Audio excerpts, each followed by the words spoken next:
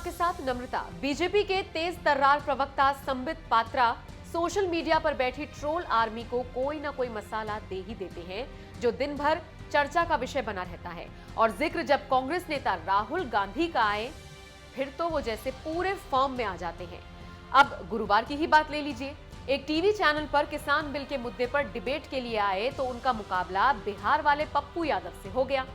लेकिन यहां भी संबित पात्रा राहुल गांधी को ट्रोल करने से बाज नहीं आए।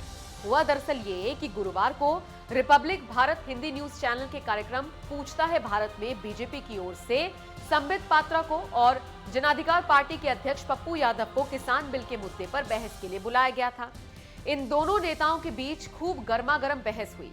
इसी दौरान पप्पू यादव अपनी बातों को बार बार समझाते हुए बोल गए कि मेरी बातें समझिए। तो बीजेपी प्रवक्ता संबित पात्रा ने झट से जवाब दिया, एक ही बार में समझ जाता हूं, राहुल गांधी नहीं हूं। बहस के दौरान एक समय पप्पू यादव ने कहा, मुझे 2 सवाल पूछने हैं। मेरा पहला सवाल है, सर्वोच्च अदालत का सम्मान सब लोग करते हैं, अगस्ता को लेकर क्या हुआ? मैं उस पर नहीं जाना चाहता हूं, लेकिन जब कृषि को लेकर 3 कानूनों को आपने दोनों सदनों से पास किया तो क्या सुप्रीम कोर्ट को अधिकार है कि उसमें इंटरफेयर करे? मेरा दूसरा सवाल है कि आप लोगों ने 4 लोगों की जो कमेटी बनाई, उसमें वही लोग हैं जो उसके पक्ष में आर्टिकल लिखते हैं। पप्पू यादव बोल ही रहे थे कि तभी उन्हें रोकते हुए संबित पात्रा ने कहा, मैं आपका सवाल समझ गया, आप मेरा जवाब सुनिए। बीच में फिर टोकते हुए पप्पू यादव ने कहा, नहीं आप समझिए। इस पर संबित पात्रा बोले, एक ही बार में समझ जाता हूं, राहुल गांधी नहीं हूं। देश में 2 पप्पू जी हैं। पप्पू जी आप तो अच्छे हैं, आप इंटेलिजेंट वाले पप्पू जी हैं, आपका मैं सम्मान करता हूं। दूसरे वाले तो बाहर हैं, अभी आ रहे हैं, 58 साल वाले पप्पू जी। संबित पात्रा के जवाब पर पप्पू यादव भी मुस्कुराते हुए बोले, देश में सिर्फ एक ही पप्पू है, दूसरे वाले नेता हैं। इन सबके बीच संबित पात्रा ने पप्पू यादव के दोनों सवालों का जवाब भी दिया।